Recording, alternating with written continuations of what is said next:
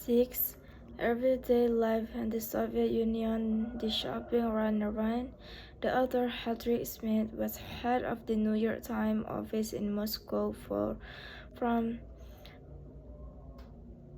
1971 to 1974.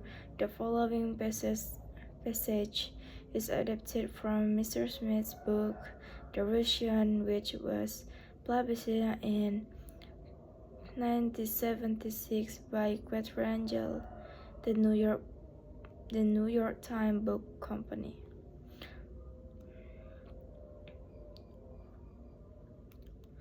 Okay, 1. I had heard about consumer shortage before going to Moscow, but only when we began to shop there did the Russian consumers' problem really have meaning for me. Customers were overweight in lines, but Soviet lines have a special quality all their own. Typically, the Soviet woman spends 2 hours a day in line, 7 days a week. Personally, I have known of people who stood in line 90 minutes to buy 4 pineapples and 3 hours to buy 3 large heads of cabbage, only to find the cabbage were gone as they approached the front of the line. Lines can run from a few yards to nearly a mile. Some friends of ours watched a line of people in Moscow lining up to buy rags. The line lasted 2 days and nights and ran for across all through an apartment development. Development.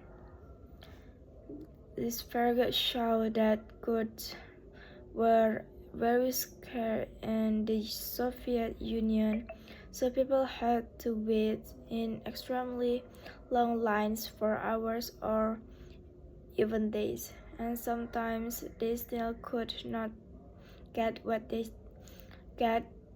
they want. In Islam, this teach patience. When facing difficulties in personal life, it is like waiting for familiar food, but it serves out before you turn. In local culture, people crave for cheap groceries during special market events. 2. In spite of all of this, the natural reaction of a Russian woman when she sees a line forming is to get in it immediately, even before she knows what is being sold. However, Soviet lines are more full than they appear. In most stores, for example, shoppers must stand in not 1 but 3 lines for any purchase. The first, to select a purchase and find out its price. The second, to pay a cashier somewhere else in the store and get a receipt. And the third, to go pick up the first and turn in the receipt. This paragraph explains that people often join lines without knowing the purpose, and the shopping system was complicated because they had no stand in multiple lines. And in Islam, we are taught to verify information before acting. In personal life, it is like joining a queue just because it is crowded, and in local culture, people line up for fuel when they hear rumors of price increases. 3. But in a dairy store, and one morning, I found out that the game is both simpler and more complex than that. I wanted to buy some cheese, better, and bolognese sausage, which were in three separate departments, each with its own lines, 9 lines. This paragraph shows that even buying simple items requires dealing with many different lines, making shopping very complicated. In Islam, we are encouraged to be urgent, organized, and efficient. In personal life, it is like moving between sections in a supermarket. In local culture, traditional market require buying items from different sellers. Food rather quickly, though,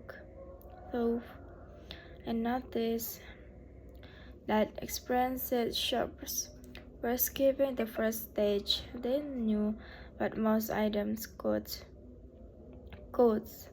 so they went directly to the cashier for their receipt. After studying prices, I did that too. Then I went to the cheese line that longed probably 20 people to get the worst over with first. I was in less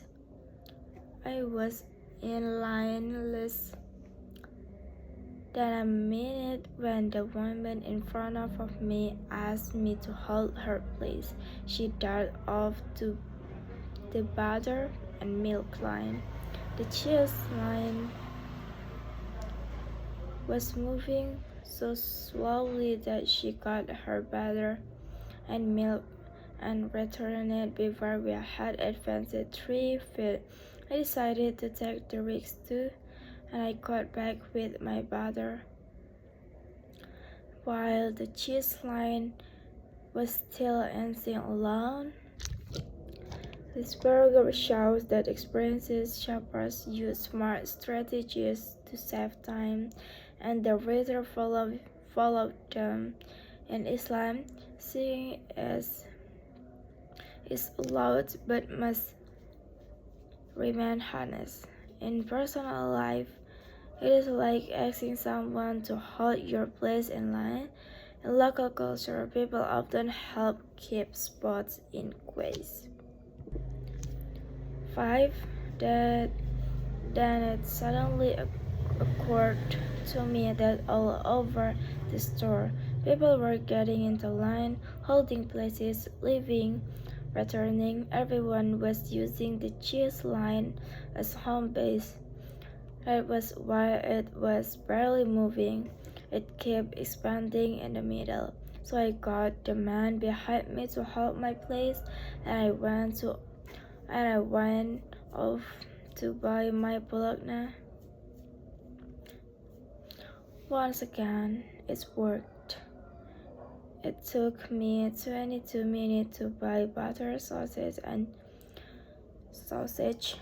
and cheese, but instead of being furious, it felt it I felt as if I had beaten the system. This paragraph showed that people cooperated by holding places in line, and the writer felt successful using this system. In Islam, helping others encouraged. In personal life, it is like friends helping each other buy items, and in local culture, people cooperate during long queues. 6. This competitive shopping gives an atmosphere of tension to routine life. People barge into store and bump into each other with faces set in combative expression. You have to understand, said a kind, gray-haired person, that for as long as we can remember, shopping has been a struggle. Life is a struggle. This paragraph showed that difficult conditions made people stressed and aggressive. In Islam, we are taught we are taught to stay polite and control anger. In personal life, it is like people pushing during big sales. In local culture, chaos can happen during discount events. 7. There is hardly any effective advertising to help shops. Americans complain about the constant commercials in the United States, but they might one-sided if they were exposed to consumer blackout in Russia.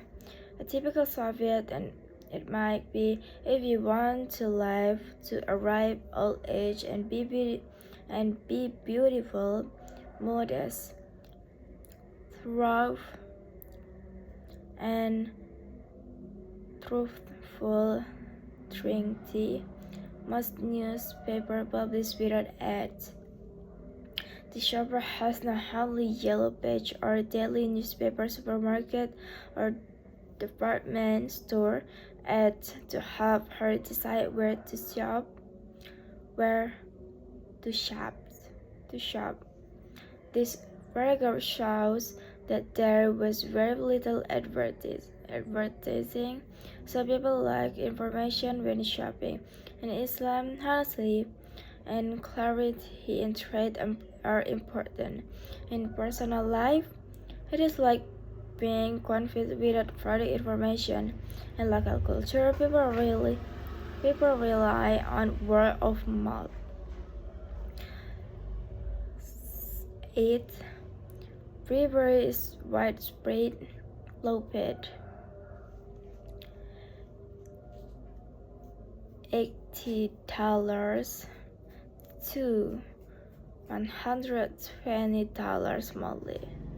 Sales clerks take a portion of athletic items and sell them secretly to regular customers who have either left a bribe in advance or can be accounted on to pay a high price on delivery. 10 to 15 rubles on a 16 ruble recount is standard. In 1976, the ruble was equivalent to $1.32. This paragraph shows that bribery and corruption were common in the system. In Islam, bribery is forbidden. In personal life, it is like insiders getting rare items first. In local culture, people with connection often get special access. 9. So common is this practice that the Soviet press is always complaining about it. But it doesn't do any good. Crocodile, the Soviet humor magazine, once showed a department store employee promoting some newly arrived items. Their customer and the leather good apartment